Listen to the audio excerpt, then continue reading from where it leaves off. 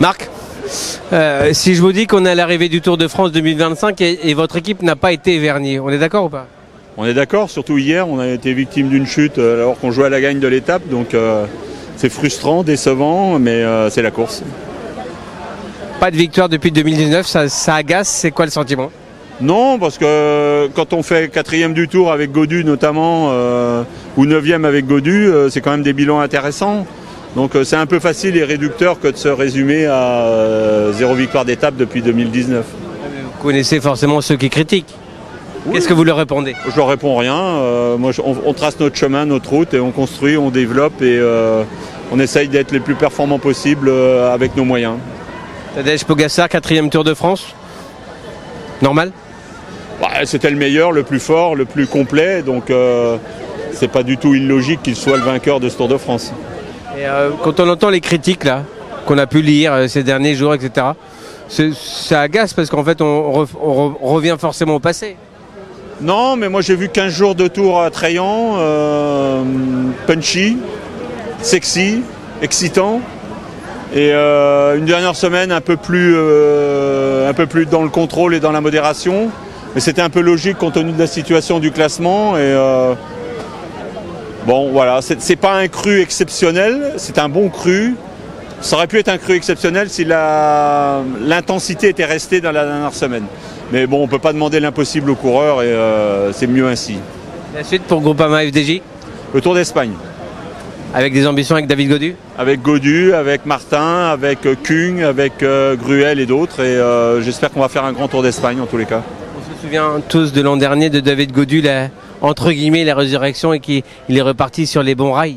Ouais, mais je pense que j'ai plutôt de bons retours de ces stages en ce moment. Et je pense qu'on va retrouver le David Gaudu. Et je pense que c'était la bonne décision que de ne pas le mettre sur le Tour de France.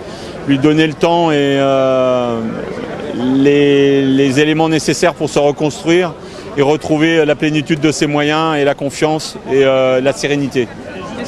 Qu'est-ce qui vous a manqué, Marc, sur ce tour?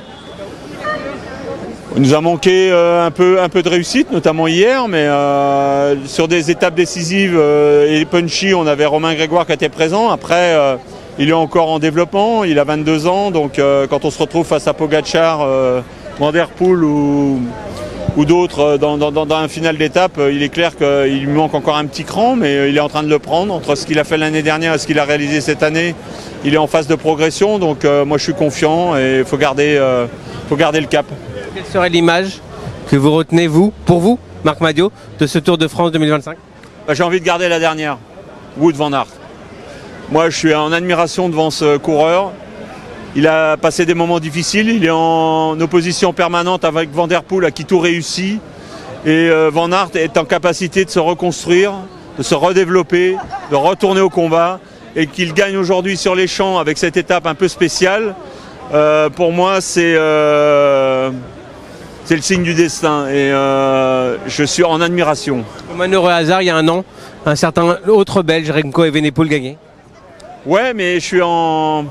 Franchement, ce que j'ai vécu cet après-midi, il y avait un petit côté cirque que je n'aime pas, mais il y avait en même temps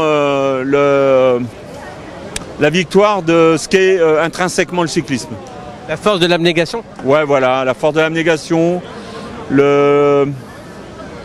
l'expérience, la détermination, l'engagement.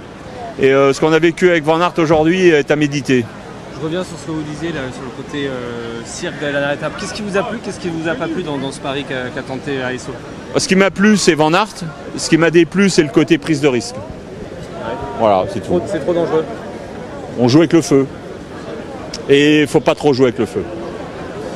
Sur l'équipe, il y a des années où ça va très bien, des années un tout petit peu moins bien, des années moins bien, carrément moins bien. Est-ce qu'avec l'expérience que vous avez, on relativise, on se dit ça ira, ça va... Le résultat d'un Tour de France dépend de nous, mais ne dépend pas que de nous. Il dépend aussi des circonstances de course et de l'adversité qu'on va rencontrer.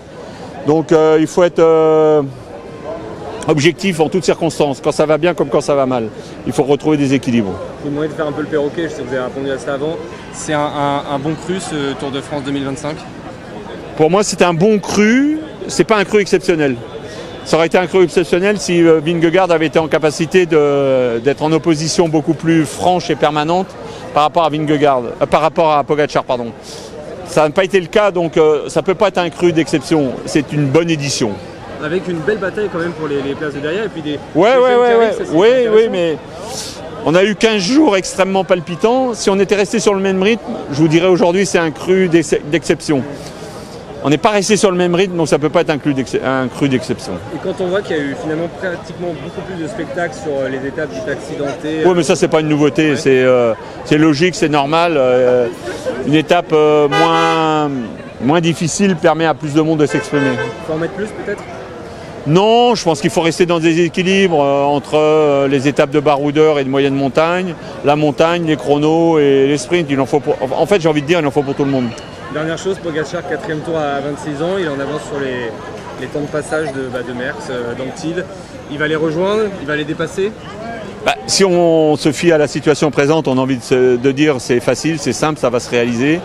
Mais méfiez-vous du temps, méfiez-vous de l'habitude, méfions-nous du relâchement. Voilà, donc rien n'est acquis à l'avance. Vous avez senti cette petite lassitude? Pas forcément, mais rappelez-vous, par le passé, on a prédit des nombreuses victoires à certains coureurs. Ulrich, par exemple, à qui on avait prédit de nombreuses victoires dans le Tour, il n'en a gagné qu'un. Okay. Donc méfiance, enfin pas méfiance, mais observation, prudence. Voilà, c'est le mot qui convient. Merci Marc.